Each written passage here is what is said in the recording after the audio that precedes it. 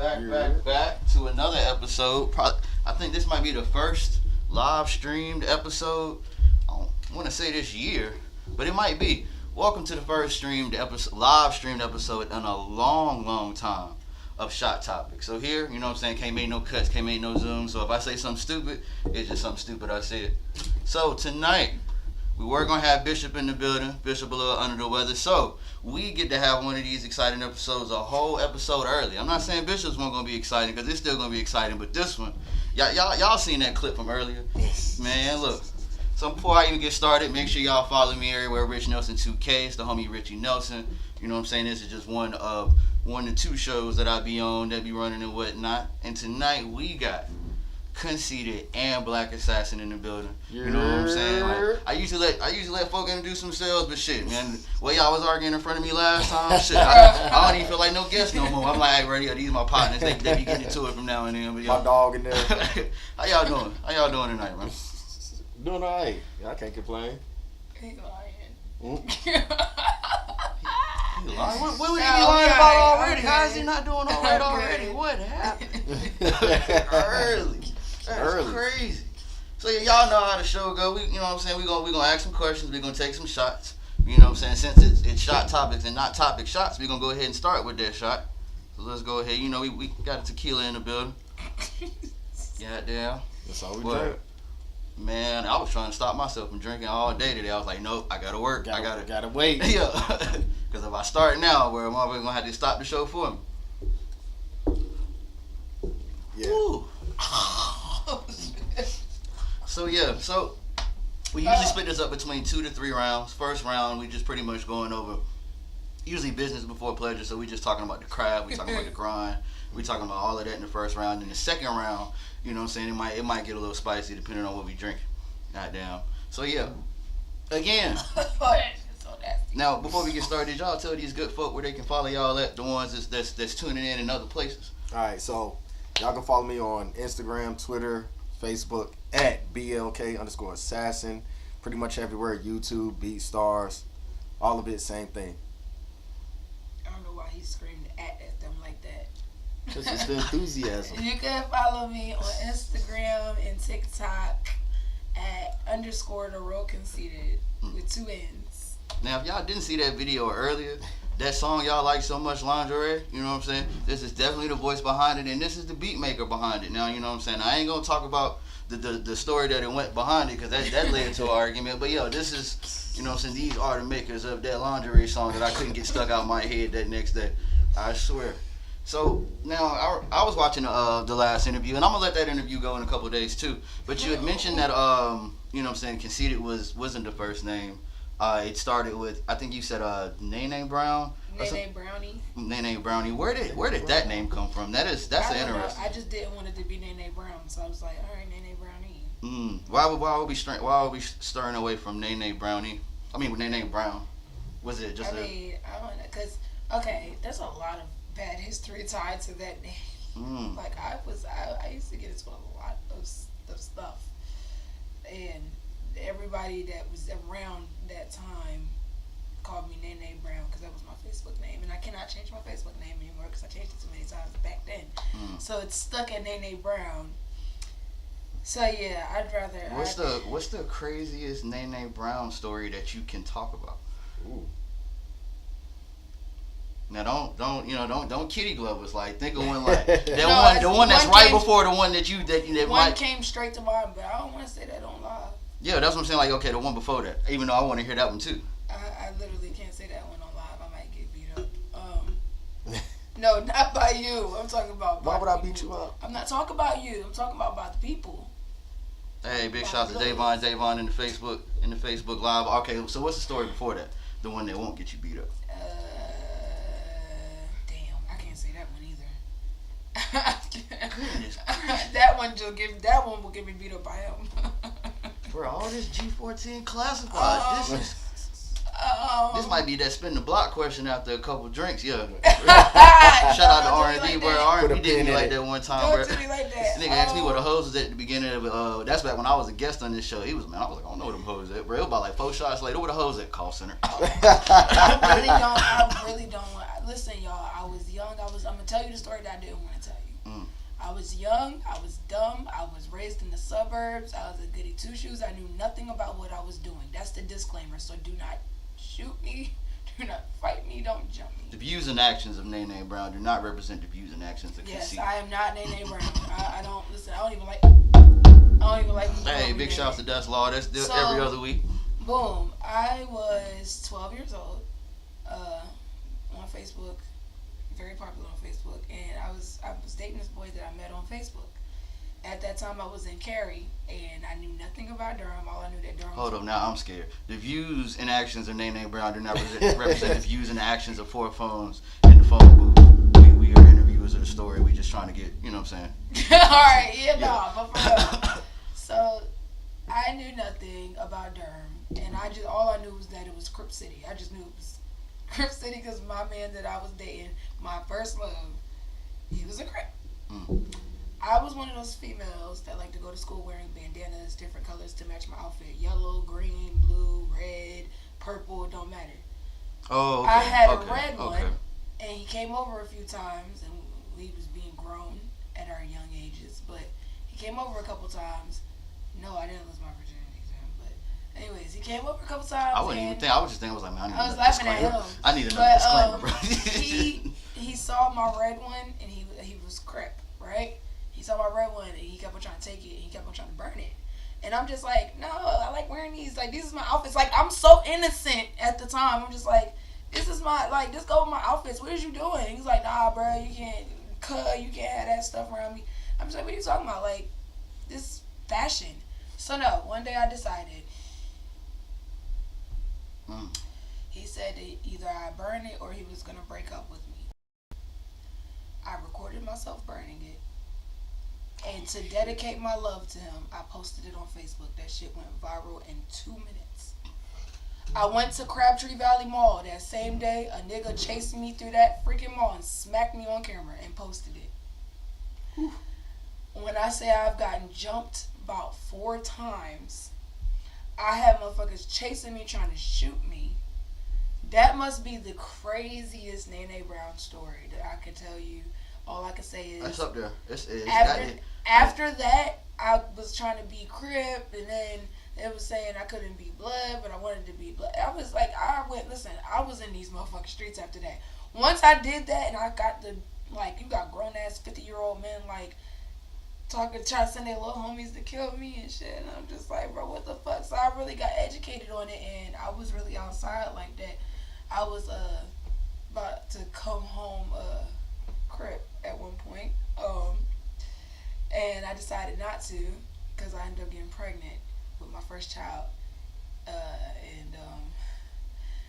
Yeah, that's one thing I regret the most. That video? Yes, just like I said, I was a goody two shoes. I didn't know what I was doing. I'm just like, bro, this is a fashion thing. Like, this is what I do for fashion. So if you want me to burn it, I'll burn it, and then instead of sending it to your ass, I'm gonna just fucking post it and tag you. Like, I posted it, tagged him, and said I love you. Damn, now I wonder how much heat he caught from the tag. Right. Like, nobody care. That's crazy. Even, bro, not as crazy as the however old them niggas was sending the foot soldiers after you. That's even more wild. The little homies. Yeah. Yeah, like, I was 12. And I was 12. So yeah. I'm 23 now. I wish I never would have did that crap. Like, I need a shot. hey, well, taking a shot to that. That's. Yeah, oh God, that nigga smacked the shit out of me on camera. And then, about 2-3 years later, when I started coming into my looks, cause I'm bad as fuck now. Back then, I just looked like a little raggedy little 12-year-old girl. But when I started coming into these looks, the same nigga that was recording the nigga smack me was trying to holler. I mean, talking about something. I mean, I'm not the one that put my hands on you. I'm sorry that he did that. I'm sorry I let him do that. Yeah, and Now he's Just in me jail. pouring in my cup, y'all. So when y'all see me pouring from the cup in my shot, just like, oh, that nigga drinking water. Nah, chill out. But damn, yeah, that's wild. That's probably the wildest name story, and that's the name that ain't even yours no more. Like, Listen, I don't claim that shit. I think I'm about to deactivate. The only reason I haven't deactivated that Facebook page is because it had so many memories on it. And my last Facebook page before that got deleted. And I had like the birth of my daughter up there, like all types of stuff. But that got deleted, so I made a new one. And then I've had this new one since like 2014 now. man, And I really want to deactivate it because I hate when people look. if I was you, I would. But somebody would come up, you know, Nene? Nah, bro. I heard she in Pasadena doing lashes now. Like, motherfucker, far away. Like, Like I hate when people call me Nene. I'll be like, bro, who is Nene? I'll be like, who? They'll be like, oh, my bad, Nene. And I'm like, all right. Mm-hmm. So now you mentioned that after that, like you were like, it was almost like not even that you were in the streets. It's just almost like you couldn't leave. Like it was like that was just like the I guess the energy around you. When did you make the switch from like that type of street rhetoric to the music? At which point was it the lingerie song, or was it like you in the studio before that? Walk us through that. So with all of that happening, I always sang. Like in the midst of that, I had auditioned for this thing called AMTC. It's like actors, models, and talent for Christ. And they gave me a call back, but my grandmother found that I was watching porn in my iPod. So the same day that they gave me the call back and said that they wanted me to go on tour and stuff, she said that you're not going no fucking where. What do you think I saw in that iPod? Because I went in the room, I left it under my pillow, I came back. She's like, what do you think I saw in there? I was just like, but, so yeah, I had always been singing. Well, life before learning how to clear the history is crazy. I learned how to sing. I started singing when I was 3. Mm-hmm. So I've always sang. That whole transition from me doing that into me wanting to goddamn gang bang and to me choosing to be homeless with my 1-year-old baby, like it was just so much. I was homeless for so long, and then all the times that I got sexually taken advantage of, and like between all of those times, it was years and years of this. It's just like I went to the studio sometimes. I was going to this it's a program here in Durham called Hearts. And the lady, Miss Brown, she started it at Hillside High School first. It was a single moms group. And somebody introduced me to her, and then she finally, after a couple years, she got her own building downtown where it's just like, you know, they help single moms, they help single fathers get jobs within a week, stuff like that. Help them get into apartment stuff, all that. She knew that I loved to sing. So she took me to Cool Water Music Group Studio, which was Solo Sounds after it was Cool Water, because the guy that ran it, he sold it. But I went to the studio with them, and we always recorded music, and we never finished music. But we finished one song, it just never got mixed and mastered. So yeah, my transition from all of that into music was when Miss Brown took me to that studio for the first time, and that was like my first time in an actual studio and not in somebody's basement in the closet. You know what I'm saying? Because when my dad used to take me to the studio, that's where he would have me. I'd be in somebody's closet in the basement of their house. And I just really fell in love with it. I did a couple covers that we actually finished, but as far as original songs, we did one original song, and that never got released. I still have it to this day. People still want it to this day. But and then after that, I stopped doing music. I'd always posted singing videos. I went viral a couple times for some stupid shit. Not even about to go there. So I always had followers. And then 2020, boom, we're skipping. 2020, I went back to Solo Sounds because somebody wanted me to come back to Solo Sounds. And I told him, because this is when actually, no, I didn't meet him that time, but we're going to skip to that time because I'm tired of talking. So yeah, when I went, they were like, okay, here, record her because I'm about to do another session. He's alright, bet. So he started making his beat, and I started getting the lingerie lyrics, and then I couldn't figure out the last lyric. And he said the little put that pussy in your face situation, you know what I'm saying? And I told him I never finished a song and released it before because everybody always trying to fuck, or if I'm not trying to fuck, they don't want to send me my shit, or they'll give me free stuff. Like I've always had free sessions my whole fucking life. Like That's fucking insane. Like I've always but had it's free just sessions. I'm not even surprised. That's how insane it is. 'Cause it's just like, damn, like I've never paid for a Right. session, like ever. I was talking about like the fact that like if you want like you know what I'm saying, the same type time they was on, like they not trying to send you like Oh, your yeah, shit nah. like that's insane. Yeah. But I could see a petty ass nigga doing some shit like that. Like Yeah. she blowing up my phone about them stems, man. I told her she ain't goddamn. I ain't sending goddamn. Like that is insane. Yeah, nah, I don't play that shit. But I did want to harp on the fact, like, when you went into the real studio, it kind of, like, just lit up for you. Like, and damn, there's nothing wrong with the basement studios, for real. I done heard some straight-up hits come out of goddamn basements, bathrooms, laundry rooms. No cap. But, like, it's something about, like, you know what I'm saying, seeing the studio, like, it's just, like, the exposure of it. Like, for real. Goddamn. I'm sorry. You good. They said I done forgot the question. I'm sorry, y'all. I'm starting to feel that. No, loose not. What's that, TikTok over there? Yeah, He asked me how did I transition from that gang shit into music. You shit. did answer that question. Yeah. It was like you were, I you know what I'm just- saying? You was in the streets to the point where you was at like a program, and then the program went to Cool Water, was turning to solo sound. Like, I'm hip. yeah, Hey, yeah. TikTok, Alright. get right, man. Y'all not paying You know attention. how long it's been since somebody listened to me? Like, could repeat what I just said back to me and like, what? This man, I just said mad shit. And you just summarized everything that I said. That's what's up. You No listen. kidding, man. You do your Niggas job. not listening no more. You do your That is insane. You do your job. That is crazy. Wow, that's crazy. I've never been like. But what was I about? Oh yeah, but yeah, it goes back to the exposure. Like, damn, I'm just going. This story I always say, like, bro, you know the J.P. Morgan, like the bank or whatever. I read a story when he was a kid. His pops dropped $1 million like in his lap, and like his pops was like, okay, so now you know what it feel like. You know what I'm saying? Touch it. You know what I'm saying? See what it look like. You know what I'm saying? Feel how heavy it is. Like, all right, so boom, and then go get your own.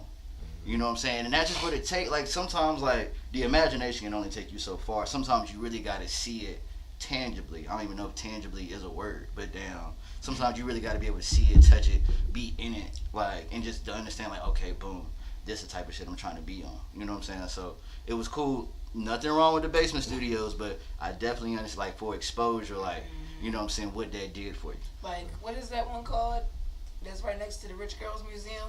Underground Rich. That shit is fire. What y'all talking about? Underground Rich Studios in Greensboro. That studio is so fucking nice. Look, remember I said the song that I never released, but everybody still wants it? Somebody just said, you should finish Mirage, like OMG. Like, See, look, that's the name of the song. It's called Mirage. Not a to-do list, but a to-finish list. Go ahead, put that one to the top. It's that, finished. Mirage It just sound needs like to be a cool. re-recorded. It sound like a cool title. I can't even hold you. Like It just already. needs to be re-recorded. That's it. Now, and speaking of exposure, because you know what I'm saying, this is a double shot episode. You know what I'm saying, since both of y'all here. What was the first time that you were exposed to the music scene, and it clicked for you, and you was like, all right, boom, I'm finna make these beats because this shit crazy. I mean, shit. I'm scared of the story now, bro. They both just started laughing in unison. I Nah, was laughing at you because this shit crazy. my story is kind of more like, I guess, humble beginnings type situation. Like, started playing drums in church, got into music, was just hooked. Did band in middle school, high school, did the whole drumline thing, and then one of my partners, his name is Queasy. He's a producer out here, matter of fact, as well. He was just like, yo, at that time, I love music so much, I was messing around writing out songs for the band. He was like, yo, you should try producing. So, started off messing with Fruity Loops, messing with Reaper, then GarageBand. And I was just like, yo, this is kind of dope, you know what I'm saying? Like, let me just... So it always just... that's when it clicked for me, but as far as taking it serious, I went to college, you know, pursued a degree in music, and because I was head of the game in my classification, I was able to take extra courses. So we had a studio on campus, and our professor, he's an instrumentalist, he's a drummer, but he actually has Grammys for playing with the gospel artists. So, you know, I was real close with him, took his courses, took it serious, actually did the studying, the learning, and that's when I got the knowledge. So after I graduated, I moved out to Charlotte, stayed with my homie that was rapping. Shout out to Day Day, C9M, Flow to God. But y'all yeah, shouting out a lot of places and people, and I fuck with that. That's what's yeah, up. of course, you gotta show love. You gotta show love, because if it wasn't for those people, I wouldn't be where I am today. But like that time in Charlotte was just like that was my experimenting time. I had the choice to either graduate and go teach, or just pursue my dreams. And my mans was just like, "Yo, come on down here. We got this big ass house. You can just set up shop." And literally had the studio set up in the living room, and I'm literally running sessions every day. Like as soon as I wake up, running sessions. As soon as I go to sleep, running sessions. If I'm not running sessions, I'm at the clubs in the epicenter, shooting fucking clubs like Vault, like RP to the epicenter too. Like they shut all that shit down. But yeah, nah, like those days in Charlotte, that's when I really got to like, just like immerse myself in the industry. And came back for family matters that I had to handle back here in Durham, and just people, social media, they see what you're doing somewhere else. It's like, all right, bet. Like we knew you back then, but you back in the city, we want to fuck with you and shit. So just came with the same kind of platform out here and just really just made it my own. I feel that. It's not like that one homecoming after you done some real shit. And then motherfuckers then Pete, they were like, God damn, man. I gotta tap in. Like, well, I need a pen. Well, yo, I need your autograph when you get up out of here again. Like, yo, that's what's up, bro. Shout out, bro. Big shouts to the home for fucking with you when you got back. Now, I just noticed that both of y'all, in y'all own way, definitely have like gospel roots. Like, you know what I'm saying? You were working with a gospel Grammy winner, and you were in the church. Like, that's what's up. I fuck with that. Now, we were talking about the moments of the exposure, and we're gonna take a shot to this. When did you know that you kind of had like some steam behind you? Like, now you might have noticed when you came back home for the Family Matters, but like, what was like one moment, whether it was like an event, whether it was like a series of events, whether it was like even like a weekend where you was like, yo, I'm on my shit, and can't nobody do shit about it because I'm just that nice with it. You want to go I first? can't answer these questions. I'm getting drunk. I can't even think. Like, I'm sitting here trying to think back. Like, was it when I was 3 and I was singing at the window and my family was like, "Oh, Shanae, you can sing," or was it when, or was it? Well, what I was talking about is like more so like the arts. Like when you know. realized like you were like a household name. I'm not a household name yet. However, I mean, you hear.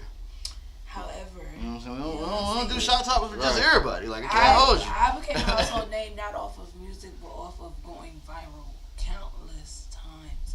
But when it comes to music, What's your favorite viral moment? We'll come back to that. TikTok, we're coming back to that. I heard I asked the question, so I know I heard it. But like, yeah, your favorite viral moment. We'll get back to the you know what I'm saying? I hope you forget. No, Because I don't have a favorite. you don't got a favorite viral. All of them are embarrassing, except for my daughter that's going viral right now. We'll call that one your favorite. Yeah, because all of the other ones are just... Now, back to when you knew you were like that, like musically. I feel like it's not... I can't pinpoint a specific time, but I do know that whenever people do hear my music or hear me sing, they act like they never heard nobody sing like that ever in their life. Like, and it's like, for me, it's like my voice is so damaged because of how much tobacco I started smoking. You know what I'm saying? Like, my voice be gone and I'll start singing and niggas act like I ain't never in my life heard nobody sing like that. And I'm just like, well, damn, if everybody's saying the same thing, it's gotta be true, right? So, yeah, it's like I can't pinpoint a specific moment or a specific time, but I do know that when people hear my music or people hear me sing, like, just singing, like, I'll go anywhere and be humming, and you'll have that one random person like, you better sing, girl, and then you got the other person that's like, you have a very pretty voice, and it's just like I've always gotten compliments on my voice, and then I've had multiple people say to me, you got it, you definitely got it, you're supposed to be a star, but you're too damn stubborn, you know what I'm saying? So yeah, I'm just, yeah. You hear that often? I hear that a lot. What are you stubborn about? I'm stubborn about a lot.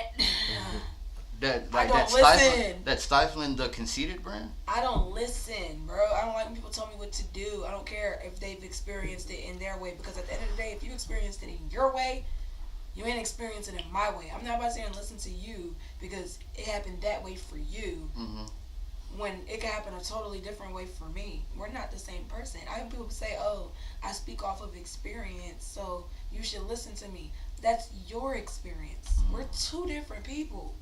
That's your experience, and you might have did it that way and got this outcome, but if I do it that way, what if I get this outcome? So, like, you know what I'm saying? So yeah, I'm very stubborn. I'm very, very stubborn, but I'm not more stubborn than this nigga right here. Nah, I wanna interject a little bit because this is the first time she actually admitted that she don't listen. Bro, tequila do magic. How you Speaking just of, I thought confessed. we was gonna take. You said we was gonna take a shot to the last question. We still ain't take that shot. We been drinking. What you doing over here? He said, and you know what? I gotta ask you one more thing too, and we're gonna take a shot to this. That's but when- and that's then when I you took the spoke, shot. and you didn't take the shot. That's when I took the shot. Yeah. Oh, Well, you know what? Then I need to just pour some in my cup so I can just pour more shots. While we take the shot, I'll go ahead and answer, I guess, Yeah. my Now, equivalent for that. Hold on, y'all. How y'all gonna leave me out? now, Black Assassin is 4 syllables, so I'm pretty sure it's abbreviated somewhere. So is it just straight up Black, or is it like more so like, yeah, call me Assassin? I get both. I and then get you both, honestly. Call me Assassin, and you turn your chin up. I'm like, yeah. But now, so as a producer, like, when was the moment that you were like, yeah, I'm in full stride and like almost like unstoppable like movement type shit? Honestly, and I had so many dope moments, but I want to say the biggest moment happened with her. It happened after I left Solo Sounds, just went back to producing at home, and lingerie had a lot of traction at the time. So, of course, when you're doing this by yourself, you don't really have like a big team. Mm-hmm. Like opportunities, those are like hard to come by. But her grandmother was connected with a big exec out in LA, and I forgot about she, yeah, I'll never forget. Y'all So- forgetting about connection. this. This is literally what my story could have been. This is crazy. But no, that's why I said the story could work for both of us. But long story short, she connected us, and it's funny because I don't know. I think she was just picking up the kids from daycare or something. I'm at the crib, bottom floor, just doing my thing, producing or whatever. And she comes in frustrated, like, here, I'm on the phone and I'm trying to talk, but these kids doing too much. Take the phone, right? So the man is talking. He's just like, yo, I don't even want to hear nothing you got to say. Like, I manage or I produced for Chris Brown on his last album. I did this and that, like all these big acts and shit. And I'm just like, hold on. I'm just now getting this, but she is handling the kids. And then he's just going back to that part where she said she don't listen. Like, she didn't recognize the business aspect of talking to somebody on that platform. So I really had to just like circle around, just get them back in the game. And I said this one phrase. I was like, no matter what you heard or how she came off, there's one thing I stand by: let the music speak for himself. And for itself. That's the tequila talking. Let the music speak for itself. So we sent off the songs, a couple of songs we had worked on at the time. This man called back immediately, ready to like offer her deals, ready to fly out to Texas to take like singing lessons from Beyonce's vocal coach. $250,000 Like, record deal. Well, not a record deal, but just a deal just to get me up there so that they could present me to the record labels and already have the history of what I was doing. So as a producer for me, like with the photography, I worked around a lot of celebrities. I'm gonna ask about that too. Yeah. Been to South by Southwest, connected with like the host from Drink Champs. Like it's been around 2 Chainz camp. I did a bunch of producer showcases for Issa. About Nord? Mm-hmm. I don't know why you said that. Like I'm a fetus. But or no, something. look. I got like, bro. My nigga said a fetus. Like, Do you bro. know what a fetus is? Yeah, Like bro. before a baby is a baby. That's what I'm saying. Yes. I'm like, bro, you got to be young to not know when who the Nord sperm is. and the egg first Yeah. connect. Yeah. Nori, but that's not what it is. It's when the egg connects to your uterus, and while it's like just like this, they don't Okay. call it a baby. It's a fetus. But EFN, like that shit was, I want to say 2016. Even to Mhm. this day, I can post like anything they're doing. He's gonna look at it, repost it, tag, just from that connection. So it's like I've been around. I met a lot of artists, and then even on the production tip, I was shadowing under my homie Fletcher for a long time out of college, and he's an R&B artist that was on a publishing deal with Atlantic at one point. He wrote for Marcus Houston, Bobby Valentino, R&B acts like that. Which song did he write? Cause whoever wrote Circles, goddamn, I need to check. He his didn't name. do Circles. He didn't do Circles, bro. Yeah, he did a lot of album work for those artists. I was like, if he wrote Circles, tell him that I said, goddamn. yeah, he was in the studio with Keisha Cole as well, and helped her with writing. Like he was solidified as a writer. So when he would work on his personal stuff, I used to travel with them because he's from Winston-Salem, and that's where I went to school at WSSU. So I got to travel with him to all these studios, and I I was just like a fly on the wall, just sitting in the back, just taking notes. Like anytime he called me up for something like, hey, I need to find the key of this song, I'll hop on the keys and just find the key, give him to his producer, do his thing.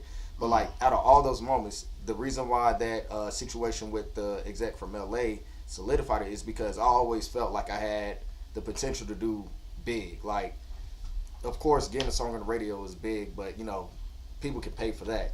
But when you got somebody that is an executive producer on Chris Brown's most recent album saying like, yo, I fuck with the production work, she can sing, I want to move forward, I want to make some things happen. I was like, you can't tell me shit. That's what's up. And then by you saying like, you know, saying people can pay to get on the radio, kind of made me wonder like what's more exciting, the fact that you have somebody like not even like mainly known, but like people that's connected when they show interest in you, or if like once you get the machine behind you. You know what I'm saying? Because I ain't never had the machine behind me, but it's just like I would feel like when they reach out to you, it probably would be more exciting. Because by the time the machine hit, you already got goals, and it's just like you not hitting them K's or them M's, and it's just like now it's more so stressful. Don't get it twisted though. There's some shit with the machine though. She can go into details about that because Wait, what the what? The industry machine, Like when the people are behind you pushing stuff out. like. Well, let's talk about that while we take a shot, because it's a shot topic. Oh, I need to pull Damn, up again. bruh. Nah. Y'all done ran through y'all's too. I done ran through. Bro, I know. I got We mine. drink tequila over here. that's Yeah, but like, who What was you about to say? Get it out. I'm good. No, you're not. Yes, I am. You No, got you're something not. on your nose. No, I'll let you. I will honestly let you know when I'm not good. I will come out and say it because I'll say some crazy shit first, and then I'll be like, "Yo, I'm drunk as fuck." So you'll know. That's what he's trying to get to. He's trying to get I to know. I'm not trying to get crazy. I don't want to talk about the girl that he did what he did with. I don't want to talk about her. I was trying to avoid that. That's why I was there. That wasn't like we'll get back to that. That was like we'll put a pin in it and leave it there like like pen. I don't know what pen. But damn. So you were mentioning like, so when you were talking about like this, like the whole like team behind you like pushing you out there, like what's the downside of that? Like I mean, I'm pretty sure, like, you know, of course, like, when you talking, like, advances and, like, the payback or whatever, like, I would imagine, like, that would be some bullshit. But, like, in the moment, what's the bullshit behind that? So, with that whole situation, the bullshit was just, you know, you've heard about 360 deals, so all artists want to avoid that. I'm a producer, so it's just, like, the more work I put out there, the better for me. But if I can lock in with one artist and that artist take off first and then build my brand off of the success of the tracks we made, that's the route I would rather take. But they had us doing a whole bunch of footwork, and I'm not going to get into too many details with names and stuff, but... Well, I want to hear the details about the footwork. So it's just like, so does that sound like, whenever I hear footwork, I think about like, you remember that video of the baby kind of like walking around with the buddy like on the big speaker and like in the corner store, and goddamn, he just got his shit on loud, and like a nigga acts like, what you doing? I'm doing promo. Like, not that type of footwork, and that's always respectable. The footwork that I'm talking about is respectable. The footwork, Boy, y'all can't breathe around each other. As soon as y'all make a mistake, y'all on the other one ass. On the ass. Like, for real. Is that respectful? What you doing Friday tomorrow? You say tomorrow is what? Like, Wait, did y'all take y'all shot? Let's do it now. Oh, I was about to say, am I babysitting? I'm not drinking this. Babysitting. You just said, y'all not about to fuck me. Who can't talk now? Y'all not about to. I told you I wasn't gonna go crazy like the last time, bro. I already apologized for that shit. Nah, last time was crazy. Last time was crazy. I would never say all that shit that I was saying. But I wasn't that drunk. Yeah, the footwork they had, especially her, with her being a new artist, me being kind of seasoned in engineering. They had her do stuff like a commercial track for a new liquor brand they were releasing in LA, right? Damn, I should have Oh shit, you did a jingle? I definitely could have played it for you. Yeah, she did a jingle. Yeah, I got what was the main melody? Yeah, you can just do it a cappella. What's the main melody? Oh hell no! I gotta get off here. I'll be back. Hold up. No, I didn't ask you to rap on the spot, did I? What was it called? Drizzle. Dizzle. What kind of liquor was it? Dizzle. Like it was tequila. I don't know. It might have been a brown. I don't know. Motherfucker, keep an independent tequila. Hey, big shouts to My Styles in the chat. But damn, That actually sounds kind And of. they just launched it this year. That's funny. Ain't that some shit? No. That's how you know there's no cap in my fucking rap. But They just launched it. the bullshit about that was, I mean, we did the jingle. It was fire. Mhm. She's getting all these praises. I'm getting praises on the production, but that was a test. What you mean? They were just like, all right, they were already partnered with that company. They already had artists doing jingles for that company. So they wanted to see if you could sell something that was already sold. And if we could, if she could write fast enough, if I can make the beats fast enough, if I can mix and master fast enough, which of course we can. But the problem is, none of that stuff was paid. So you have a producer and an engineer like myself that is working with local artists, people that are paying my rates coming through, and that's paying the bills, right? Mhm. So when we got the news about the deal and we started doing work for them and everything, no advance was in place yet. But they made her get a manager of their choice. And of course, if I have an at-home studio, who's she recording with? That's crazy. Like, so they made you get an inside man. Like, that's gonna pretty much push their agenda. How about this? I ain't even know that the man was my cousin. On top of that, Small The world. whole time. And So- we had to pay him $10,000 to manage me. Why? exactly. Managers usually take a percentage of the profits. Exactly. So that- Red flags started showing up, and at that whole time, I'm like, all right, bet. I don't push my whole movement to the side, and I was already focused on her anyways, but at least it was balanced. But now I'm just 100% her doing what the label wants us to do, and there's no talk of advance and everything. And a part of it was like the behind the scenes business of who was having the conversations because of who made the connects, and it's like the whole time we didn't know that advance was in place, but we were facing eviction, and it's like, all right. We can do these jingles, cool. We get that out. We show you what we can do. You ask us to you want her to record on some songs on different beats, cool. You offer a whole album situation, You're going to have to find it. And I can't find it. it's like, all right, all of that's cool, but now we're 2 months in, and we're behind. It's too much of devoting all of your time into something, and now y'all in some shit, and that's wild. Like, And it's like they didn't even want to speak about Nah, the you amount wanna of the advance until after we opted out, and it's just like for me, it was a He ain't lot. telling it right. It was a lot. You want to Let me tell chime you in? something. They were interested up until I got pregnant. When I got pregnant with our daughter, my grandmother said, because she's the one that connected us, she said, well, if you're keeping the baby, then I'm just telling them you're not doing it. I was like, well, I don't want to abort the baby, so all right, well, then I'm just telling them that you're not doing it no more. And she called them and she told them I wasn't doing it no more. But, yeah, I lost track of what I was saying. But, yeah. so they feel like, so did they feel like they couldn't, like they feel like they couldn't sell the brand anymore because you were gonna take like it was gonna take me about 4 months to start showing, so I still don't understand. It's the liability aspect, and this is, I do understand this, especially as a business professional. It's one thing when you have an artist sacrificing everything, you flying them out to these different places, got them doing shows, got them in the studio all hours of the night or whatever. But when the artist is doing that and pregnant and you're not already solidified, that becomes like, all right, what happens in case like she has an emotional breakdown in the studio, and like you got to think the overhead. So I get it and I understand, but I also agree with her to where it wouldn't have stopped her from nothing. You know what I'm because saying? y'all already had a good amount of people behind y'all. Exactly.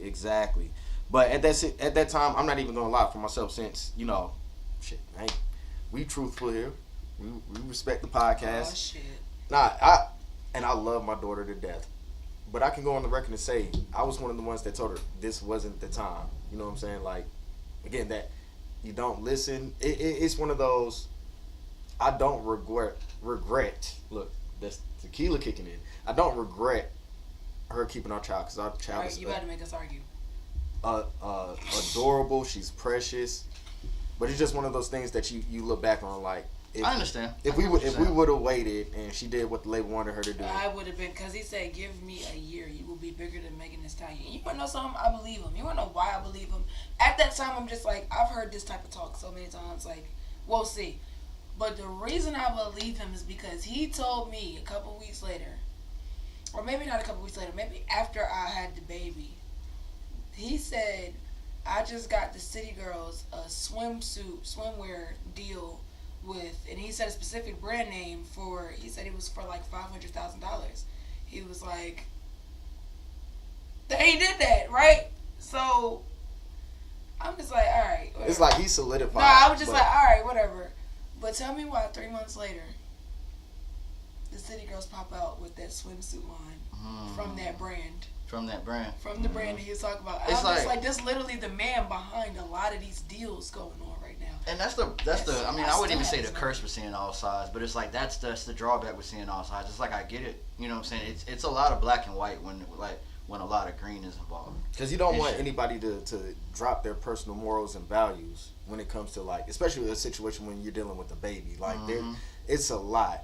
But it's just like... But at the same time, timing is everything when it comes to business. Everything. Right. You just live and you learn. You know what I'm saying? And that was just one of those... The timing, it was just like... Damn, worst time but best situation. Like... Yeah, my pregnancy was fucking... It caused a lot of problems because yeah. Yeah. We ain't gonna get too deep. I need to pull up. But you know, that's just one thing. As R&B for the artist side, as a producer, you also have to respect both sides because the producer is just like your barber.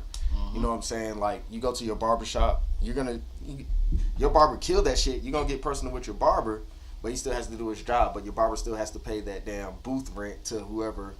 But you know what I'm saying? It's like as a producer, you got to find that thin line, and especially like there are a bunch of producer artist couples out here. So that just in itself is a whole different dynamic, so it's just understanding like leveling. I'm not even gonna lie, I sucked at leveling because I was just so business oriented back then and just like. Now what do you mean exactly about leveling? Just leveling personal life, like. Okay. She had already, when I met her, she already had kids. Me, I was single, doing my thing. I was in the studio hours and all types of unhealthy shit, right? So adjusting that lifestyle to a lifestyle with a kid involved and still doing music, but you're working with the person that you're dating, and it's that dynamic. And I had to go through some shit to get that sensitivity to her situation in place. It wasn't a fart, it was the seed. We know. Now, okay, so we brought up the artist producer couples, and we could be talk about like couples that aren't even like married or like in like relationships like the Drake in the 40s. Like I remember when YG and Mustard had like their run. What are the best and worst things about the producer artist duo when y'all like are pretty much like locked in with one another? I'll let you take the lead. Alright. One could give me the best, one could give me the worst, or vice versa. I'll give you both. Alright, well for me. So when we first started working, I was new to it, so like I would listen to everything he said, even though I'm just like I can't hit that note, like, but he don't know me like that, and I don't know him like that. So when he was just like, well, just try it, you know what I'm saying? I'm just like, alright, but I'm gonna try it, but then you're gonna see that I can't hit that note. But he still made me do it. And there's like that one note on Lingerie that I still hate to this day because he made me do it. But now that he's recorded with me for years, if I tell you in the fucking studio I can't hit that fucking note, I don't need, please just try it. Just trust me. I got you. You think I don't know that you can't hit the note? Just do it. It's just for a reference for later. Nigga, if I keep saying, like, whenever we get in the studio, we have good times, rarely. And we have bad times all the time because the argument is always. If this was an edit, I would have zoomed in on it twice, and that all the time would have been in black and white. He always tries to get me to hit notes that I can't hit, and it's like we locked in. So it's like he knows what my voice can do. He knows what my voice can do when it's all the way here, and it's like I feel like when it comes to when my voice is going and he doesn't really know it's going because I'm still singing like it's not going. He thinks that I can hit them notes, but like if I'm telling you, Daddy, I can't hit them notes right now, chill the fuck out. And you sit here and talk about something, just trust me, because he thinks that like, whatever. That pisses me off. But the good shit is like, I ain't never made no music with anybody else, and the people that I did, I love them, but they didn't do what he can do. This motherfucker is the best engineer. I was gonna say producer, but I've heard better beats. I'm not gonna hold you. I'm just being honest. I love your beats. Your beats are fucking fire. Yes, but this is the best engineer for vocals. Like, it don't matter if it's rap vocals, it don't matter if it's singing vocals, it don't matter if it's a fucking bird chirping. This nigga has mixed down fucking snaps from the fucking mic and dings on a goddamn glass cup and made it into a whole fucking beat. He's fucking mixed down the screeching of a chair. Like, literally did the chair screeching on beat. Don't knock it over now. He literally got this on beat and put it into a fucking beat and mixed that. This is the best engineer. You know what? Fucking, this is the best fucking producer that I've ever worked with. He wants me to, like, go out and work with other producers and other engineers and stuff. It's like I want to, but like I said, I ain't never paid for no sessions. So, like, I ain't trying to pay nobody shit, but I will if I have to. But I also know that I look at reviews and I don't like people that don't really know how to mix vocals. But this is the best person I've ever worked with that mixes vocals. And now that we're locked in, back to the question, he mixes my vocals a lot better than how he did when we first, started doing music together. And I think it's because now, like, when you're locked in with the producer engineer, like, they understand your sound and you understand their sound. So when they're making beats, you know what lyrics could fit with it, and then they know how you need to sound on their beat. So, I appreciate my producer engineer. I don't got no other music out other than some. I like the blatant honesty.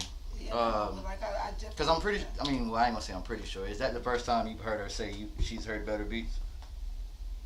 See, that's what I'm saying. Like, yes, it is. I was no, for real. It's not. Because I'll be with you when you be getting those beat packs. It'd be a lot of trash. But that was the first time that she said it. I've Like said it. I've never actually been like, I've heard better beats than this. But I've never said that. I've always told her she needs to expand her horizon, because I have the shit that I like to do. Like, Pharrell has his style. You can hear a beat and know it's Pharrell. You can hear a beat from Timbaland and it's Timbaland. You know what I'm saying? Like, I have my own style, and it's influenced by a lot of the greats. But like, I'm so old now. I'm not really trying to experiment. You're not old. This man is 33. He swear he old. I'm not trying to experiment with too much more shit. I'm trying to make. Producer age, that is relatively young. Like, no cap. Yeah. Everybody tells him that that's young.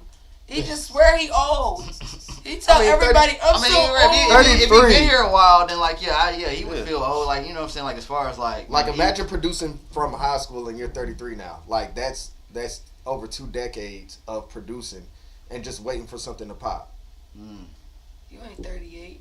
I said 33. Exactly. You said 2 decades. I think he was rounding up. Cause, I was just rounding up. From 2 years from freshman year would be 35. So goddamn, So I'll give you that. He's not old, and he's got shit. He has shit. He's worked with Tia Corinne.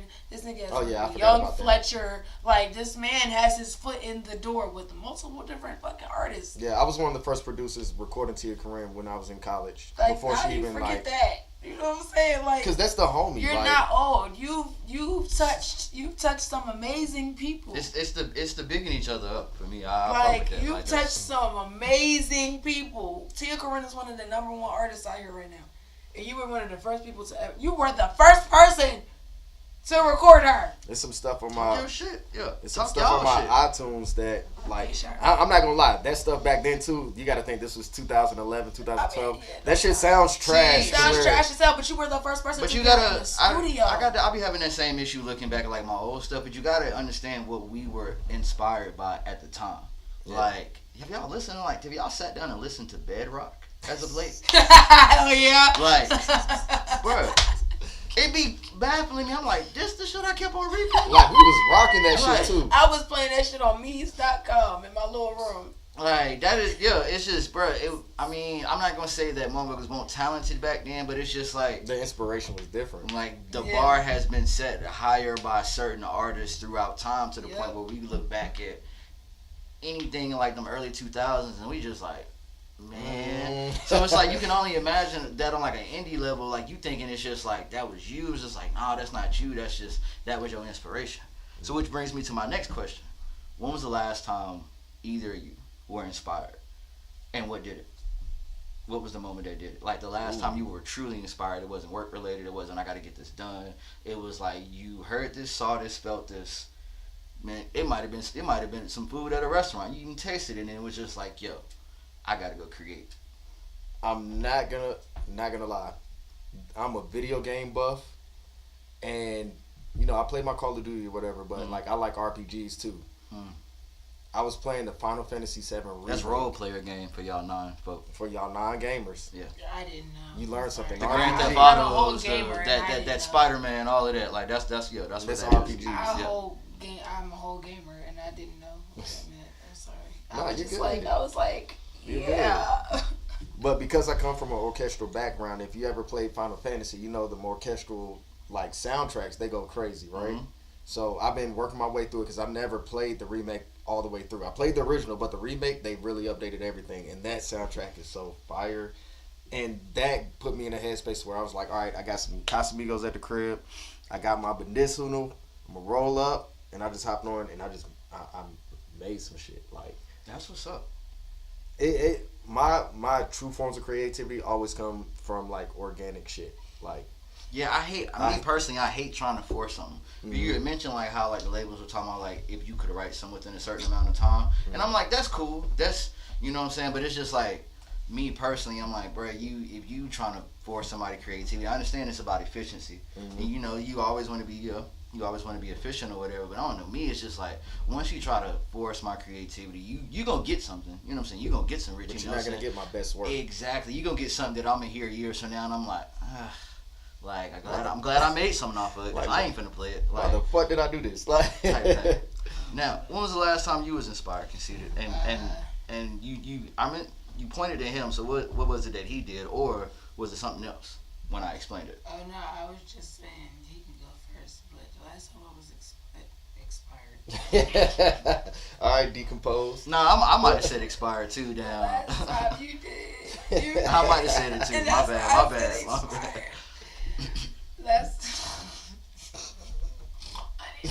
The snorts. Don't fucking hold my hand, nigga. I'm holding it. Oh, I was about to slip up. Yo, hey, now I'm drunk.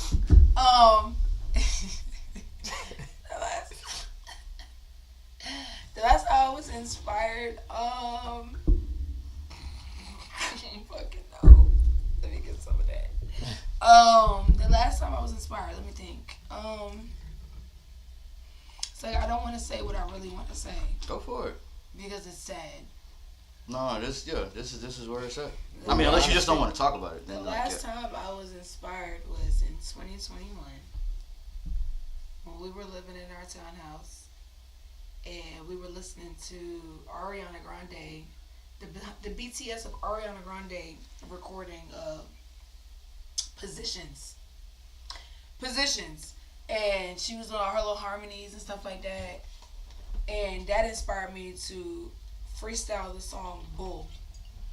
And I feel like that was the last time that I was really like inspired, because I'm not a freestyler. I don't know how to freestyle, but the last 3 songs that me and him did, like now recently, I freestyled, but I don't really like them. Like I wasn't inspired to do those, you know what I'm saying?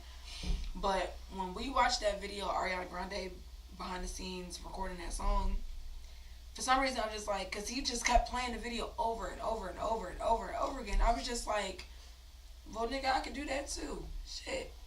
And that's how we ended up recording Bull. But Bull spitefully inspired. That's interesting. Yeah, I like that. But I like you. It's like the competition. Like you don't really see that a lot. Like, but I bet it happens often though. Like spitefully inspired. Are we taking a shot? Are we taking a shot? For spitefully inspired? You're so, bro, what do y'all want me to do? What do y'all want from me? What more do you want even from cheers me? But yeah, nah, that's the last time that I can remember right now that I was actually inspired. I mean, I make beats too sometimes. You know what I'm saying? That brings me to my next question for the both of y'all. What is a lane that y'all thought about jumping in, but y'all haven't really went into yet? Because y'all have, between y'all talking about the business and everything else, y'all have, you know what I'm saying, y'all have been in different versions of life. So what is something that y'all haven't jumped into yet that's piquing y'all interest at this moment? This is easy for me, so I'm gonna go first. Writing. So songs? I don't aspire to be a rapper or a singer. God damn. Yeah, that shit hit, right?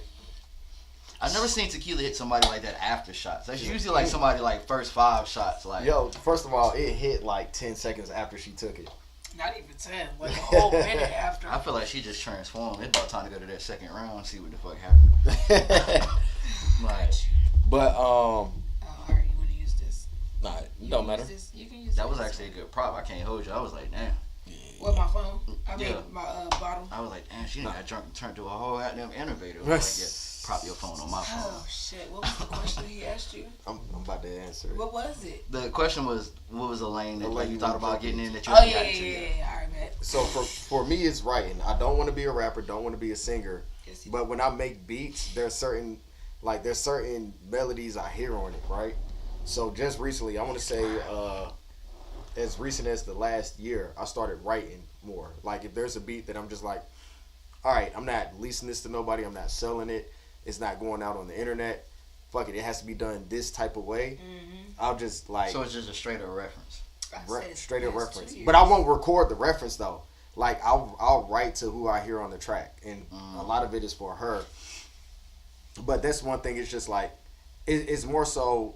I don't want to get into it because that's a passion. I want to get into it because I'm an overall producer. I hear the end product when I make a beat. So the end product, I don't even have to write every single word, but these melodies have to go there. This rhythm has to be there, type of shit. So that's something I've been dabbling with a lot more. And there is a song out where He wrote the whole entire He thing wrote for the her. fuck out that damn song.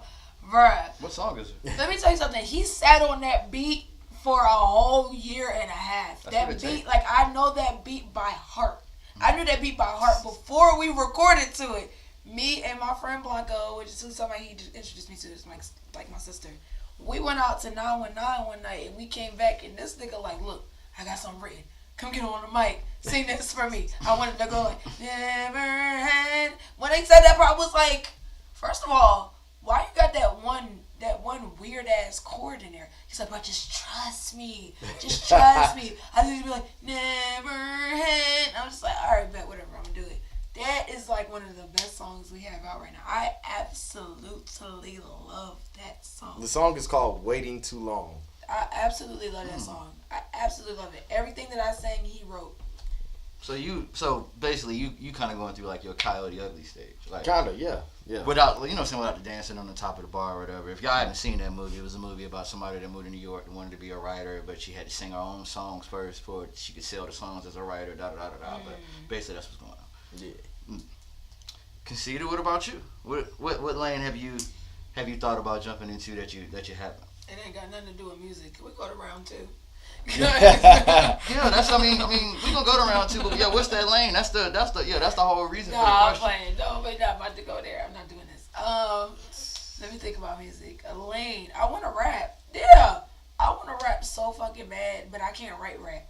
I know that rap and singing are like basically the same thing to other people, to people that don't write music. But for me, as a singer, as an artist, as a singing artist, an R&B singer at that, I can't write rap. If I write rap, I'm gonna want to sing it. I'm gonna want to sing rap. I want to like It's actually a new question rap. for the show. Which one is more so like poetry to y'all? Is it rap or R&B? R&B. R&B. Okay. Then maybe that's not a good question because I thought the same thing. No, it's a great question. Like, I mean, because people, you know what I'm saying, rap is poetry for some people. For some people, not everybody. If this was like the late 90s, early 2000s, it'll be tougher to answer. But I feel like still would be the reason I asked that is because with R&B you got to say less words, but you still got to get the same point across. So how are you gonna get the same point across that somebody is using almost 500 words in 16 bars? It comes with, as opposed to like 50 words in 16 how bars. you sing it. It comes with how long you hold out a note and what words you're holding that note out on, because it's like you can say, man, listen, don't let me get into That's what I'm saying. that. Like, yeah, It all comes down to that type of stuff. As because, somebody like, that holds niggas- notes, I don't sing, but as somebody that holds notes, like when you gotta hold that note, like so love, that means you gotta that right there, you That knew part. she felt that shit.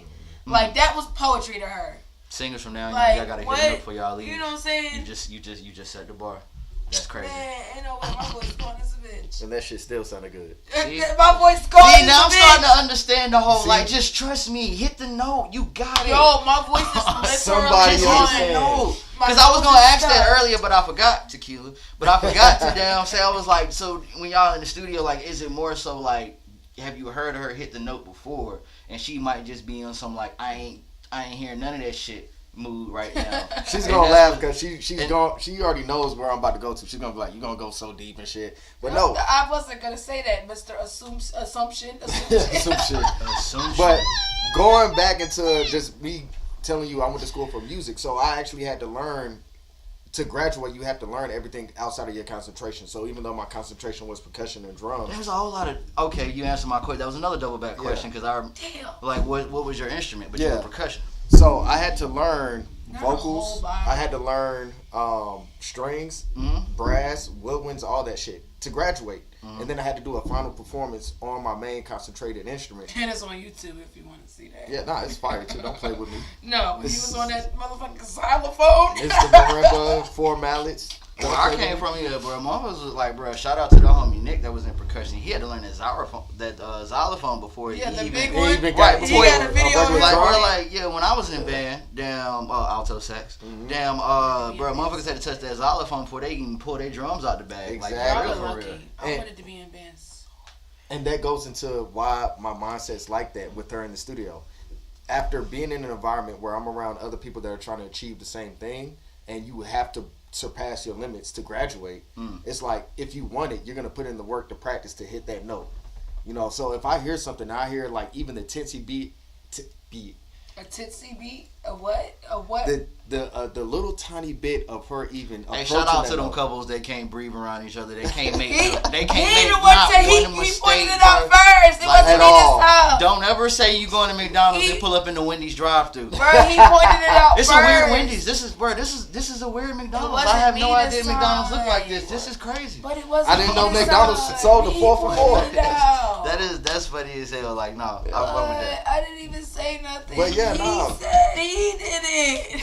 Coming from the environment, you got to think. I was supposed to be a teacher, so teachers teach students how to surpass their limits and get to that level to be a professional.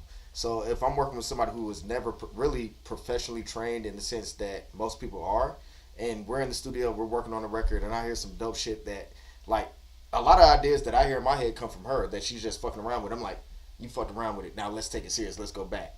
And that's where you be fucking up. But that's where it's like, that's the make or break point for me. It's like, this one hard part, I know I'm on your ass about it and I'm getting on your nerves, but if you can do this shit, can't even hold you. That is the sign of an engineer that cares. An engineer that can hear what you don't. God. Now, not to say that, you know what I'm saying, there are moments where there are but I notes. understand that and I agree with that. It's just when he be hearing me fucking around, he be like, oh yeah, you need to do that. I be fucking around like this. it should be fine. You know what I'm saying? But I be low. I don't be using my full potential is projecting. But if I use my head voice, it's still not my full potential head voice. It's just like low so I can hit the note that I need to.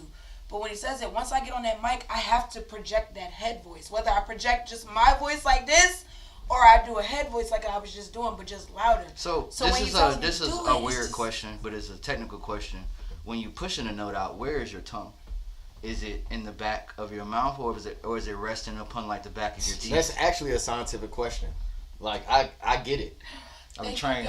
See what I'm saying? Thank you, Jesus. Thank you, Jesus, for self-control. Yo, word to my mother. Oh no, the second round coming. I already know where you went. The second round coming. We could call that a segue. We could call that a segue into the second round question. Like, cause yeah. But damn, that is because for all the singers though, like if you rest your tongue on the back of your teeth, you can really push that note out. If you want to test that's where my tongue be at. I was just, and that's crazy because as he was saying it, I was like trying to see where it was. Yeah, it'd be at the back of my teeth. And if you want to test that theory, singers, bro, stick your tongue out and try to sing whatever it is you're trying to sing in. Hell no. 9 times out of 10, you might not hear it, but that note is gonna sound way better. I totally learned that in a voice class. And people tried to make fun of Halle Bailey when she did that remix. I forget what song it was. They kept on reposting it over and over and over again. It wasn't the Gunna shit, was it? Because that's why we was clowning. Like, okay, no, you're thinking about Chloe. I'm talking about Halle. She posted one of her first covers, and her tongue kept raising. Oh, it was the Hours and Hours remake. Or no, it was a cover. And her tongue was like raising, and it's because her tongue was pushing it up against the back of her teeth. Which is good. Yeah, which is good, but everybody was looking at it like, I heard her tongue more than I heard her. Like, they were making fun of it, but they didn't know that that's why. Right, they're not technicians. Yeah, they don't. They didn't know that that's why she was hitting them notes the way that she was hitting them notes. So singers, now you know where your tongue's supposed to be when you're pushing the notes out. On some dick. Hey man. So on that note, we're gonna move forward to the second round. Before we move forward to the second round, I tried so hard. Big shouts to Four Phones in the phone booth. Without them, this Shot Topics episode would not be possible. Appreciate y'all. If you got a song you want to record, if you got episodes you want to do, we got the space, we got the time. Just let us know ahead of time. Yeah, this space is so fire. If you've been to this location, bro, hey, no cap. I want to let y'all know. So like, look, they pulled up to the back of the studio, right? But they ain't never been here before. I was like, all right, fuck that. We gonna walk to the front and goddamn. Bruh, gave him the whole tour, bruh. So, yeah, big shouts to the Four Phones in the phone booth. So, second round.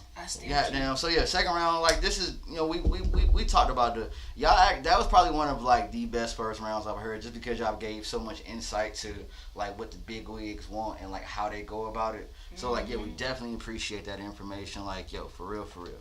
Now, on to the second round. Now, this is where we, you know what I'm saying, we just, you know, just trying to get to know the both of y'all, you know, because we seen Black Assassin the brand and Connceited the brand, but now it's trying to get to know the people a little bit. So to loosen y'all up a bit, what is the dumbest trend that y'all participated in high school? This is gonna tell y'all age a little bit, but it's like, but there was everybody had a dumb trend in high school they participated in. When I was coming along, our dumb trend was the wallet chains. When Party Like a Rock Star was coming out. Talking, just hold on. No, mine's gonna be quick. Cause I am technically kind of an old nigga. The dumbest shit The dumbest shit I participated in was the fucking belts with the fucking LED shit that went across. Hey, big shouts Keely Danielle with the hair growth line. Like that was definitely, bro. That's definitely up there. Like The dumbest shit that I participated in was not only fucking neon colors, cause niggas had wearing neon everything. Don't say the fucking contacts, the color contacts. No, I didn't participate. That was a dumb middle school decision. But my eyes were so sensitive, I could never put the contacts in, so I never experienced it. But I feel like I dodged the bullet. I feel like that was my body telling me, like, you too cool for this shit. Like, bro, like, do not put them hazel bullshits in your eyes, bro. Like, nah, fuck that. Like, you saved yourself. Like, bro. Y'all talked over me and made me forget. My bad. Y'all fucked me up. I don't even remember. The neon colors and damn, fuck y'all. Go to fucking hell. I'm done. I don't even know what the neon colors. Were you talking about the hair? Dion. Who's Dion? I said neon. You said Dion. I'm pretty sure I said. I swear to God, where we at in this so I can go back red, to the black and white Chevy. Now I'm riding Dion. Put them lights up in my rims. Now I'm riding neon. The neon colors and fucking damn, I'm mad because it was something I really wanted to say too. Fuck both of y'all, like for real. Damn, what the fuck? This was an edit, bro. I cut to that 50 Cent. What'd she say fuck me for? Like what the hell? You got to do that in the edit too. Like, bro. So it was like, yeah, a dumb trend in high school. Like. You said middle school. Now you saying high school. No, I was saying like the colored contacts was a dumb trend. Yeah, that was my dumb trend in high school. But I don't give a fuck. I love my goddamn contacts. I don't know what y'all talking about. I got them from the best. I just feel like from a social standard, niggas couldn't do that shit, bro. Because as soon as it was like, bro, what is you doing, bro? Bro, you black as hell with green eyes. Make it make sense. I went to school where niggas did that shit too. I used to do one contact. I did one bright gray contact, and the other one was just my regular eye.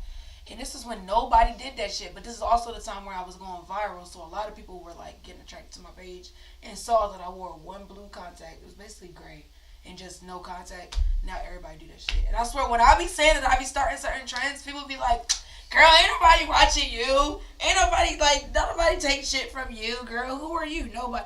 But like at that time, you had fucking Mariah Carey reposting me because I was dancing naked. Not naked. Dancing pregnant on the counter. Hey, but look at Richard's face. I be having the most faces with y'all too, bro. Like I be like dancing pregnant on the out here dancing pregnant. Brandon, that's on the what's counter. up. Dancing pregnant on the counter. That shit still like randomly goes viral to this She wasn't day. even pregnant with my child in that video. No, I didn't Pisses even know me you. off. Shut up, because I was too young for you then. I didn't even know you existed. You was too busy. Yeah, you was doing what you was doing. Not before you was thought of. That's wild. But I don't know my dumbest middle school. You know one that I actually participated in that I look back every year and hate myself because of Facebook memories? Stop, because I got. Bruh, Zuck, stop them Facebook memories, bro. I don't want to hear shit about the fuck I was doing in 2009, bro. Exactly. 2009, between 9 and 12, I was wild, bro. Bro, delete all them posts. You remember? I don't give a fuck. Delete them all, like, bro. You remember the eyebrow slits? Oh, so you trying to come for me right now? No, I did that. So, I did what that. he's trying to do is come for me right now because No, that's makeup. I'm talking about niggas used to take a fucking razor liner to they shits. Nah, If I had eyebrows, I would do it. nah, Like, yo, I did that one time Bro. and fucked up. I wouldn't had even tell slits. my barber to do it because I knew my barber was gonna talk shit, bro. Because my barber was my pop's barber at the time, so he was gonna be like, "You want to do what with your eyebrows?" Like what? Like, Nah, but it's crazy that it was dubbed down then because history repeats itself, and that's one of the most fire fucking looks right now. Right now it is. But and that's it was true. cool till I seen one motherfucker that slit they shit all the way up to like. Like, they Oh, got so you them- trying to? Oh, so Like, you really trying to come for me no, right now? no. See the way. So he's really no, trying no. to come for me right so now. no, the way yours are is fire. Like lift your hat. That's fire. It's thin. Lean towards that camera right there. Like, Yeah. so they can see what we talking about. Cause Like- I don't even see this. I don't even see like the It's- cuts that you talking about. it's Like rare- the cuts I'm talking about is how niggas used to put parts in their head. If I had eyebrows, They were putting that shit on. They was putting that shit on eyebrows. You do have them. Like See, oh, these are drawn on. If I Exa- actually had eyebrows, I would have been put them slits in my eyebrows. See, but I like that look better because it's makeup. You can wipe that off. No, niggas, we was just taking the razors, just like. I keep forgetting that this camera is right there. Hey y'all. That's the main camera. Right, the main camera. Everybody been looking at their phones. I try to look up at this camera every once in a while. All right. Order in the court. So boom. All right. So say money's no object between either of y'all. Mm-hmm. Shit. What is the first task doer y'all hiring? I'm gonna set the tone with me as the driver. I hate driving. Like for real, like it'd be times this shit be in certain cities and it's just like, nigga, I gotta be in my car in the driver's seat for an hour. maid. That's rough. Like, that's a good one. I'm No cap. hiring an accountant. Amazing. That's a bird. Y'all have those are two good ones, bro. Those are Amazing. two very good ones. Cause he cleans up every fucking day. I do. He cleans up every day, all night. So you he's got a OCD. maid? No, I clean up too. I just don't clean up as often. But I'd rather him because he takes time out of work to clean up. You know what I'm saying? I'd rather have a maid that can do that for us. All he gotta do is just fucking work, and all I gotta do is just take care of the fucking kids. But if I gotta take care of kids and clean and cook, and that's a lot for me. I ain't no wife yet. I ain't got no ring on my motherfucking left hand. The fuck. Now, if I was a wife, I wouldn't be complaining about shit. I promise. Right hand to God, cross my heart and hope to die. If I was a wife, then I'd be good. You know what I'm saying? I'd do whatever. But just It's the switching back between the whispering and the yelling. This is like this is interesting. Like, bro, that's why I fuck with Shot Topics because you never really see this side of people. Like you seem reserved and outgoing at the same time. Like, I'm just glad we haven't gotten to those little stupid ass topics. I like these topics. But them topics, don't lick your fucking licks at licks. Can't even fucking now, talk. what topics did you speak of? I'm On sorry. the first interview, I don't want to talk about none of them. You can drop it. I told him to tell you not to drop it, but he said you could drop it so far. I said, hell yeah, drop it. I paid for it. No, I'll give you that $10 back, but nah. Still drop it. Whatever. Anyways, I'm gonna be looking a fucking fool. I don't apologize to everybody that was present. Hey, they brought their own liquor. That's why the interview was so cheap. Okay, calm down. Oh, I hold on. fucking did. Nah, Calm but down. you know what I'm saying? I'm just glad that Put that 10 back in your pocket. Hey man, I want to And do a then- Shot Topics. Like, that was my first time being like drunk since I got off my ankle monitor because you know I couldn't drink.